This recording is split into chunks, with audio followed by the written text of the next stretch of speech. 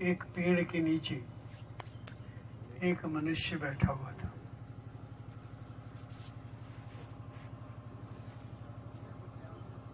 और वो कभी खड़ा होता, कभी बैठता, कभी लेट जाता।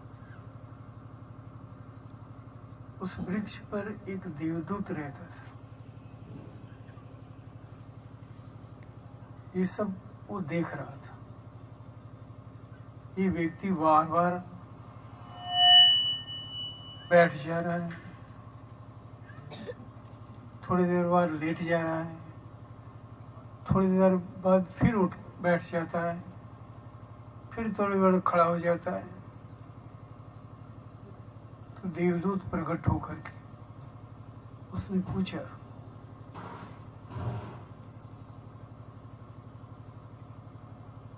ऐसा क्यों कर रहे हो? क्या बेचैनी है तुम्हें? क्या परेशानी है तुम्हें?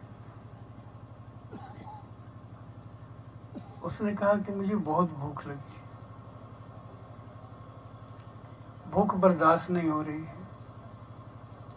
मैं कोशिश करता हूँ शांत करने के लिए, सो करके, कभी बैठ करके, कभी खड़ा होकर के मैं भूलना चाहता हूँ, लेकिन भूल नहीं पाता। इतना उसमें ताप है भूख में, इसलिए बार बार मैं ये हरकत करता हूँ।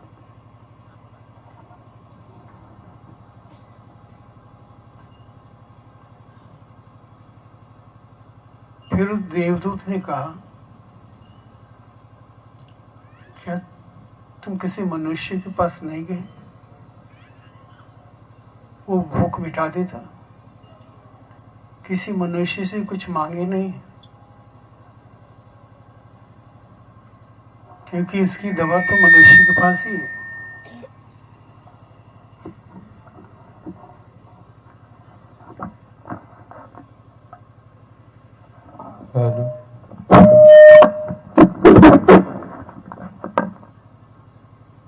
क्योंकि मनुष्य ही एक ऐसा इकलौता मनुष्य योनि ही है 84 लाख योनि में, जो दूसरे का दुख को महसूस करता है अपने दुखों की वजह से।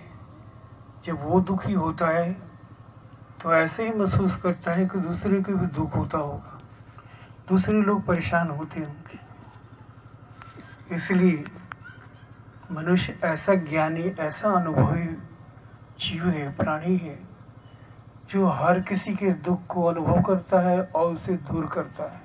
दूर करने के लिए वो यथासंभव प्रयास करता है। तो उस व्यक्ति ने कहा कि नहीं, मैं मनुष्य के पास भी गया था, लेकिन मैं मांगा उनसे कुछ, लेकिन किसी ने कुछ नहीं दिया। यहाँ बाजार लगता है, वो बाजार पर बहुत सारी दुकानें पड़ी हुई हैं जो मनुष्य चलाते हैं, दुकान खोल के रखे हैं। मैं कुछ खाद्य सामग्री चाहा, लेकिन उन्होंने मुंह फेर दिया, जा जा आगे बढ़, ऐसे कह दिया। किसी ने कुछ नहीं दिया। तो उस देवदूत ने कहा कि ये चश्मा है मेरे पास, एक चश्मा, इस चश्मा को पहन लो और तब जाओ, और इस चश्मा से मनुष्य दिखाई पड़ेगा। जो मनुष्य होगा वही मनुष्य दिखाई पड़ेगा, शेष नहीं। ये चश्मा उनके स्वरूपों को दर्शन देगा, जो जिस वेश में है वैसे ही वो दिखाई पड़ेंगे। उसमें मनुष्य को खोज लेना, जहाँ मनुष्य मिल जाए वहाँ ठहर जाना, और वहाँ जैसे ठहरोगे वैसे ही वो तुम्हारे लिए तत्पर हो जाएगा, तुम्हारे दुख को दूर से ही समझ जाएगा, तकलीफ को, और वो दूर करने की कोशिश करेगा।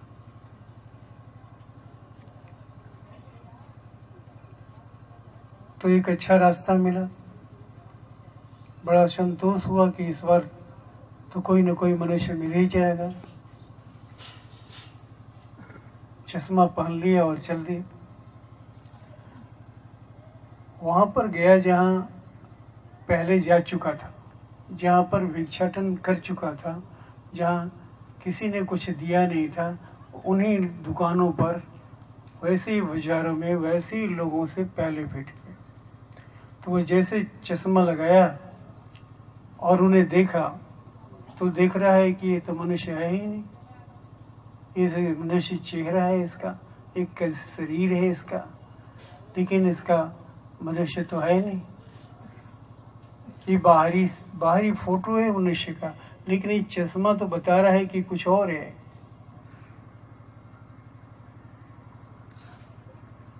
और देखा और बड़ा पश्चाताप हुआ, इसीलिए तो उन्होंने कहा कि वो मनुष्य मिल जाएगा तो जरूर देगा, इसीलिए मुझे किसी ने कुछ सहायता नहीं किया।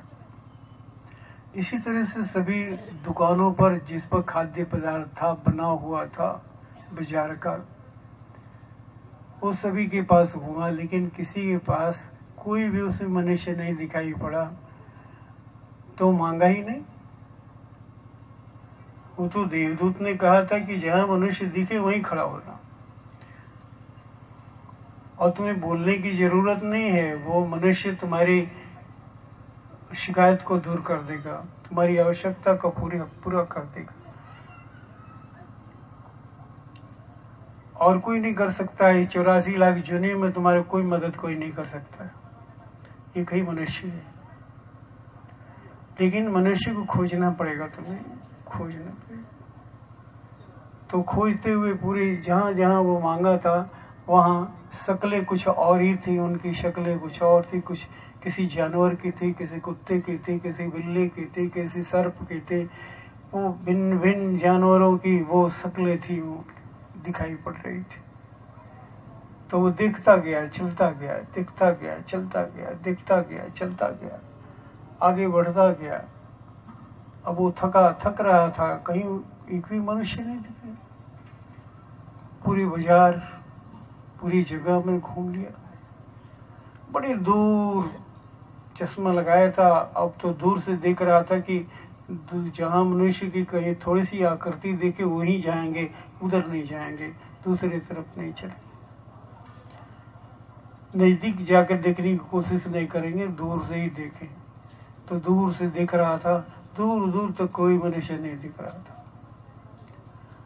बाजार के बाहर देखते हुए निकल गया, बड़ी दूर से एक दिखाई पड़ा, झिलमिलाता हुआ एक तस्वीर मनुष्य की, बड़ी दुबली पतली।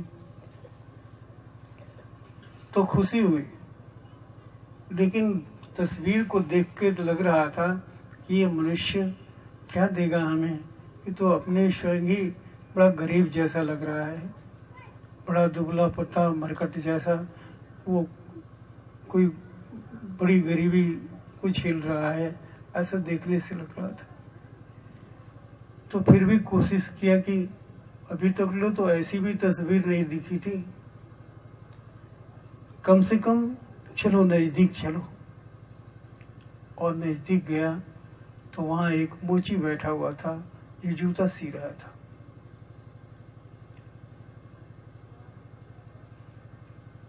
और जैसे ही गया वैसे मोची उठ के खड़ा हो गया।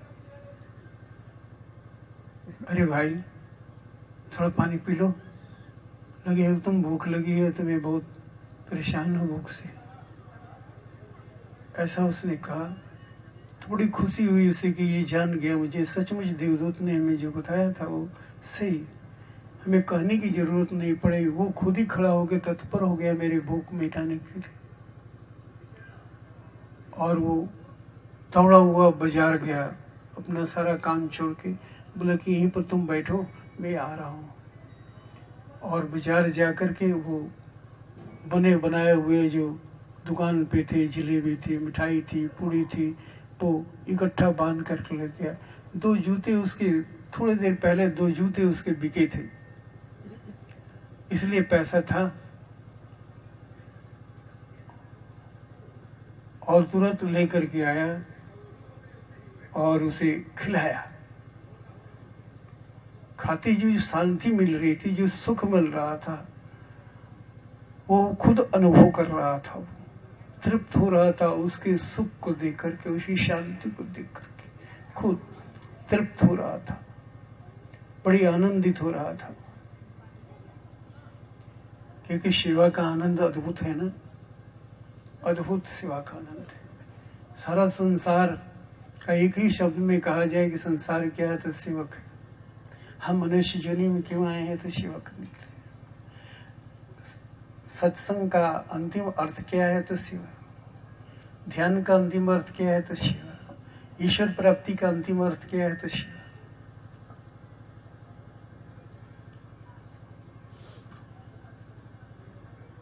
तो वो सेवा को समझ चुका था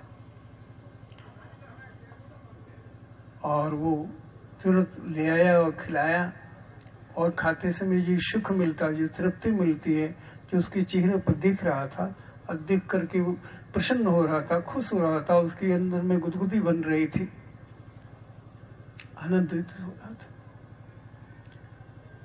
अब वो खा लिया। खाने के बाद कहा कि भाई ऐसा है कि तुम थोड़ा सा बैठो,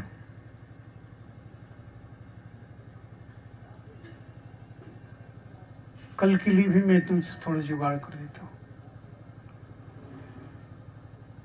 और एक जूता एक तैयार हो चुका था, बना रहा था, और लेके के दौड़ा हुआ बाजार में गया बेचने के लिए। कुछ पैसे मिल जाते हैं तो कल की व्यवस्था तुम्हारी हो जाएगी। अपने कल के विषय में उसकी चिंता नहीं थी, लेकिन उसकी कल की चिंता थी उसे, क्योंकि उसे सुख मिल रहा था, जो आनंद मिल रहा था, जो आत्मा को तृप्त करने का आनंद मिलता है, वो आनंद मिल रहा था। और गया तो उसे राजा साहब के कोई मंत्री आया था उस जूता खरीदने के लिए, क्योंकि उस जूता फेमस था उसका, क्योंकि वो बहुत कम दाम लागत खर्च लेता था और बड़ी मेहनत से बनाता, बड़ी सुंदर बनाता था। उसके जूते मंत्री पसंद आया और राजा के लिए वो ले जाना चाह रहा था। तो बोले कि देखो भाई, पैसा तो हम तुम्हें यहाँ नहीं दे सकते, राजा साहब को पसंद आ जाएगा तभी पैसा मिलेगा। हमें तो पसंद है, लेकिन उनको पसंद होगा कि नहीं, इसलिए तुम्हें चलना होगा वहां पैसा लेने के लिए।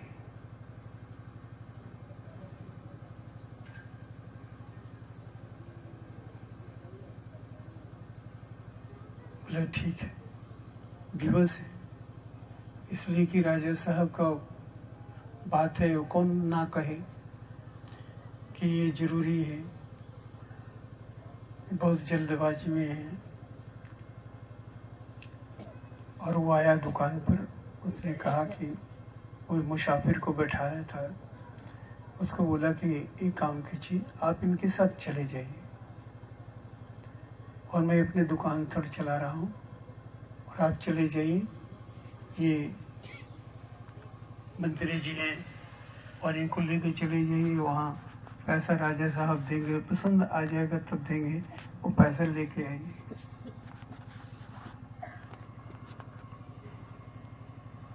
और उस आदमी को लगा दिया।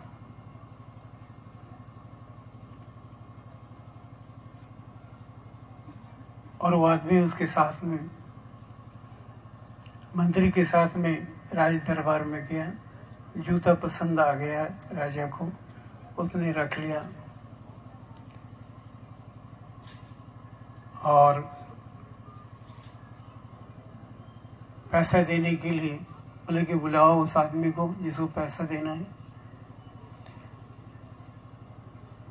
तो पेशगी हुई उस व्यक्ति की, और वो जब राजा साहब के यहाँ गया तो कहा कि आप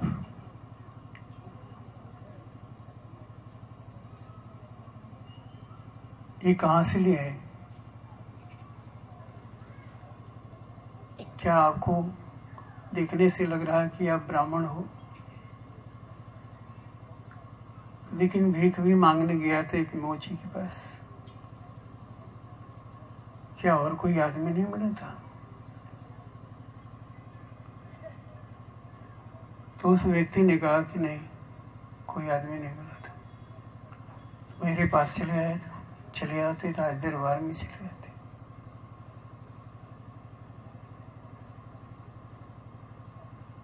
अगर कोई बाहर तुम्हें आदमी नहीं मिला तो यहाँ चले आते। देखने से तुम ब्राह्मण लगते हो और भीख मांगते एक मोची के पास। तो बोला कि उनके सिवाय कोई आदमी दिखाई नहीं पड़ा मुझे। बड़ा आश्चर्य। तो कैसे कहते हो? कैसे कहते हो कि उनके अलावा और कोई आदमी था ही नहीं? क्या परख है तुम्हारे पास?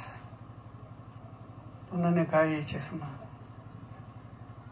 मेरे पास एक चश्मा है और ये एक व्यक्ति ने दिया है हमें। बोला कि इस चश्मे की लगाकर आदमी जहां देखोगे उसी से भिक्षा मांगना। मैंने पूरे बाजार में घुमाया, कोई नहीं मिला।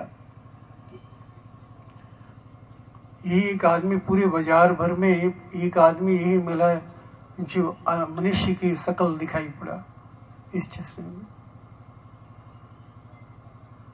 बड़ा अवाक हो गए राजा साहब, ऐसा क्या है चश्मे में? क्योंकि हमें थोड़ा सा दोगे? बोले हाँ हाँ दीजिए। बोले कि रुको, तुम बाहर थोड़ा चले जाओ। और राजा साहब अंदर गए और चश्मा लगाए और आईना के सामने खड़े हो गए। तो आईना के सामने खड़े हुए तो दिखाई पड़ रहे हैं कि वो मनुष्य है ही नहीं। एक शेर की तस्वीर है जो खाने के लिए तैयार है, खूंखार शेर, अगले हक को हड़पने के लिए तैयार है। और वो तस्वीर शेर को देख करके खुद ही सिहर गए। अरे मेरी तस्वीर नहीं है, इस शेर कहाँ से आ गया? बड़ा अचंभित हुई वो। अब उनके दिमाग में घूमने लगा ये बात कि ऐसा चश्मा है, इसी तो हम अपने पूरे राज्य को समझ सकते हैं कि कौन क्या है। और उन्होंने अपने मुख्य कार्यकर्ताओं को बुलाया। बोला कि पेशगी करो यहाँ, मैं देखना चाहता हूँ सब हमारे जो सेनापति हैं, हमारे मंत्री हैं, हमारे बहुत सारे जो मुख्य कार्यकर्ता हैं वो हमें देखना चाहते हैं, पेट कराओ हमें। और वो चश्मा लगाकर जब देखते हैं कि मंदिरी आदमी नहीं है, जो सेनापति है वो आदमी नहीं है, वो कोई और जानवर है, खूंखार जानवर है। जानवर में भी ऐसा जानवर नहीं जो प्रियता हो, एक खूंखार जानवर है, जो आक्रमणकारी जानवर है, जो अपना भूख मिटाने के लिए दूसरे को काटता मारता तोड़ता है, ऐसे जानवर है। और उनका रोष हंसा जा रहा था, भयभीत होते जा रहे थे। ऐसी हमारे राज्य में लोग हैं, इन्हीं के बीच में करता हूँ, लेकिन फिर अपने पर पश्चाताप कि मैं तो खुद ही गलत हूँ, मैं खुद ही सिर हूँ, मैं खुद ही हड़प रहा हूँ सबको। बड़ा मुश्किल लगा उसे, क्या करना चाहिए।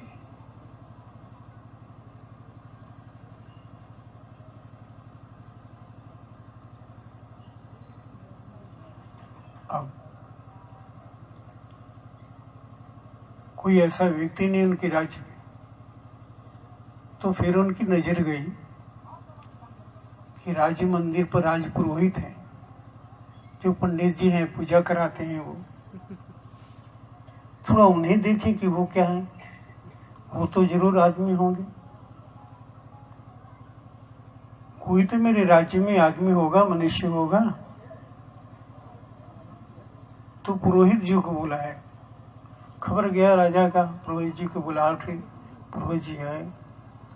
पुरोहित जी को चश्मा लगाकर उन्होंने पुरोहित जी को देखा।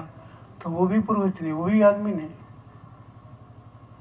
पुजारी हैं, भक्त हैं, घंटी बुलाते हैं, लेकिन मनुष्य नहीं है।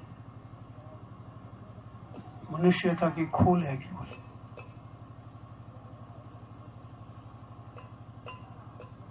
बड़ा आश्चर्य हुआ। और कौन भला करेगा? जो मंदिर का पुजारी, जो पुरोहित हमारा है, वही जब हमारा आदमी नहीं है, मनुष्य नहीं है, तो हमें कौन भला कर सकता है? मेरा कौन रास्ता दिखा सकता है? क्या रास्ता? उसे रास्ता दिखाने में क्या दम है? उसे रास्ता चल रहा है उसमें क्या दम है? और दिखाने वाले में क्या दम है? उसके दिखाए हुए मार्ग पर क्या हम कभी चल सकते हैं? वो लाख भगवान की तरफ रोज कथा सुनाए हमें, क्या हम भगवान को पा सकते हैं कथा सुन करके? नहीं। वो सुनाया क्योंकि सुनाने वाला भी वैसे ही है और सुनने वाला भी वैसे ही है। तो सुनाया और कथा जैसे वहां से हटे और कथा समाप्त, उसका काम समाप्त हो गया, कोई असर नहीं है। बाहरी हम ढांचे बना लिए, लेकिन अंदर हमारा कुछ और है।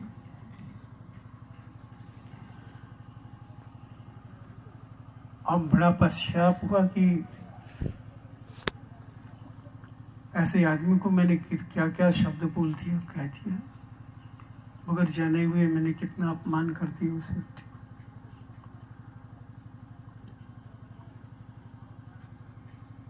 और उन्होंने कहा कि उस व्यक्ति को बुलाया जाए। इस व्यक्ति की ने जूता बनाया था, उस मोची को बुलाओ। और राज दरबार की बात थी, जैसे संदेश गया वैसे ही मोची को आना पड़ा कि राजा साहब बुला रहे हैं। और वो आए, बड़े अदब के साथ में आए और राजा को उन्होंने नमन किया। राजा साहब उनके पांव पकड़ लिए, बोले कि आप एकमात्र एक महात्मा, एक संत, एक मनुष्य हैं हमारे राज्य में, और ऐसे कैसे छुप करके रह रहे हैं? आज से इस राज दरबार में आपको रहना होगा। हम सब बैठे हुए हैं, हम लोग को रास्ता दिखाना होगा आपको। वो रास्ता जिसे मनुष्य बनता है, मनुष्य बनने की कला। मनुष्य तो है, लेकिन हमें मनुष्य बनने की कला हमारे पास नहीं है।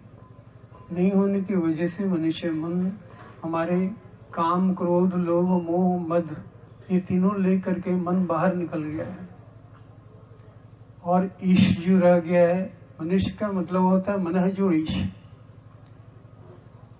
तो मन वाला ये काम, क्रोध, लोभ, मोह, मद, ये जार को लेकर के बाहर मन भोग रहा है। और नहीं तो ईश्वर को छोड़ दिया, अंदर ईश अंदर रह गया। एनर्जी है, शक्ति है ना, उसको तो लिया नहीं। अब बाहरी मन की 4-5 शक्तियां वो उसके साथ है, मन के साथ है, गिरोह बना के काम कर रही है। शक्तिहीन जब ईश्वर ही नहीं है उसके साथ, तो वो शक्तिहीन मानव क्या अपना कुछ कर सकेगा? कितना सुखी रह सकेगा? कितना सुखी रह सकेगा? और हमारे पूर्वजों ने हमें ऐसा किया है। हमारे माँ बाप ने हमारे मन को बाहर निकाला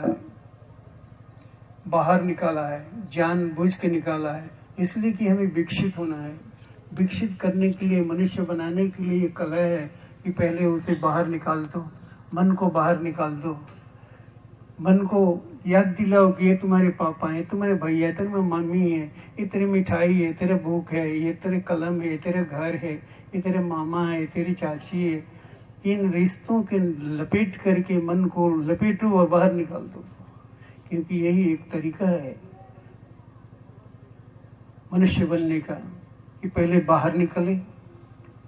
और ये निकल कर जब फंस जाएगा मन, जब काम के लोभ में फंस जाएगा, मद के लोभ में फंस जाएगा, मोह के लोभ में फंस जाएगा, क्रोध के लोभ में फंस जाएगा, जब फंस जाएगा तो वो अब शोषण उसका होने लगेगा, दुखी हो जाएगा। और रोएगा, तड़पेगा, गिड़गिड़ाएगा, छुटकारा पाने की कोशिश करेगा। ऐसे ढूंढते ढूंढते किसी सदगुरु के पास पहुंचे, तब वो सदगुरु फिर अंदर जाने की क्रिया बताएगा। बाहर था ना, अभी बाहर का एक दुख था। ईश्वर तो तुम्हारे अंदर है और कहीं नहीं है, तुम्हारे अंदर है। और मन ने क्या किया कि भ्रमित करने के लिए कि ईश्वर को भी बाहर कर दिया। बाहर ईश्वर है नहीं, लेकिन मूर्ति बना दिया, ये मूर्ति भगवान का है।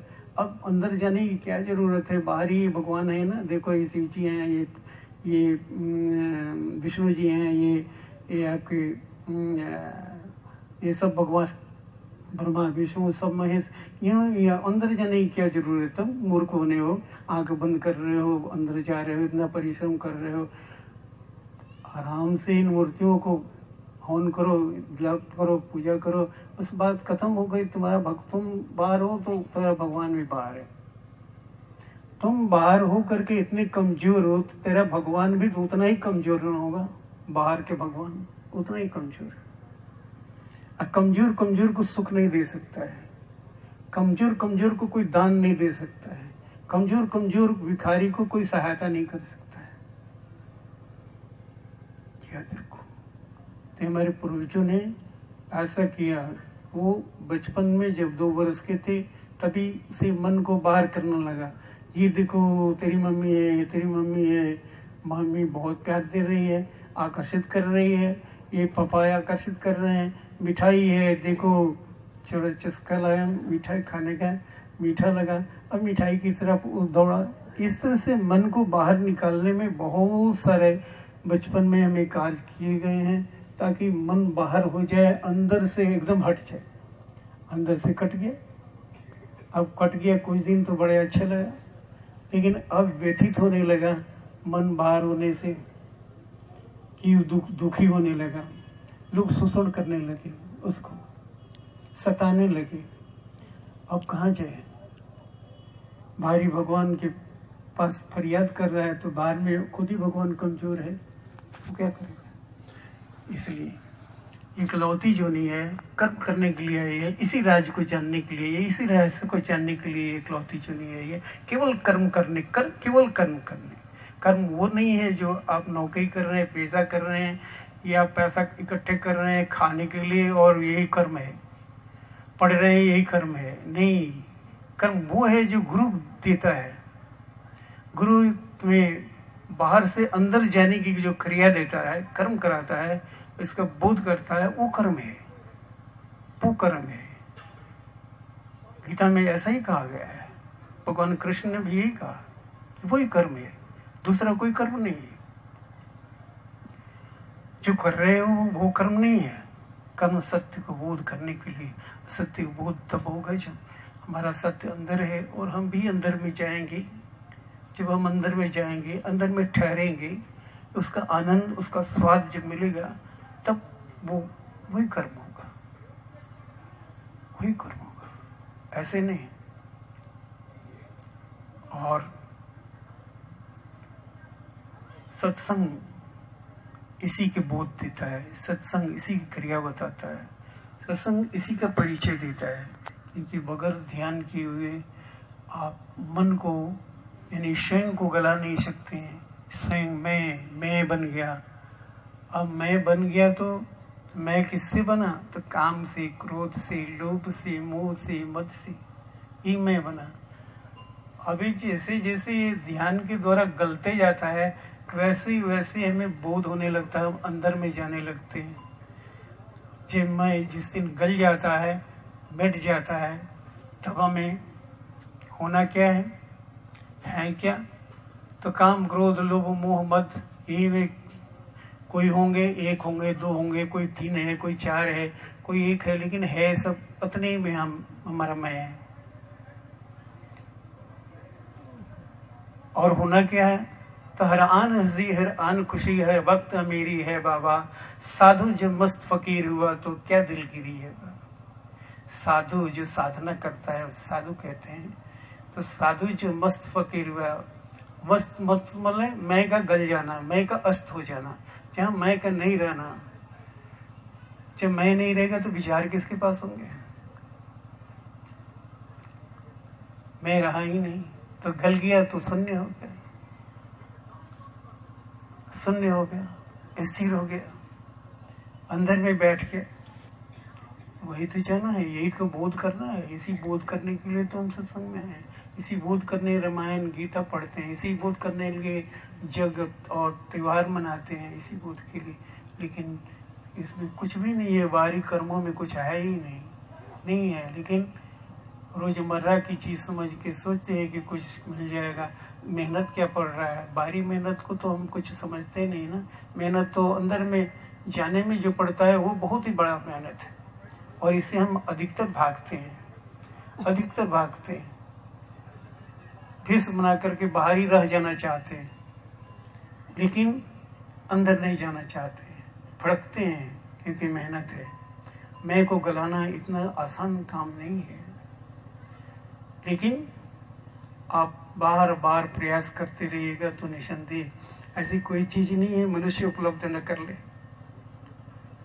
ऐसी कोई चीज नहीं है कि मनुष्य उपलब्ध न कर ले, उपलब्ध कर सकता है। उसके लिए कोई ऐसी चीज, असंभव चीज मनुष्य के लिए है ही नहीं। सभी के लिए असंभव बात हो सकती है, लेकिन एक मनुष्य के लिए कोई असंभव बात नहीं है। कुछ भी कर सकता है, कुछ भी कर सकता है। ये धरती का नारायण है, धरती का भगवान है वो मनुष्य। नर से ही नारायण बनते हैं ना, अलग नहीं बनते हैं, नर ही नारायण बनते हैं।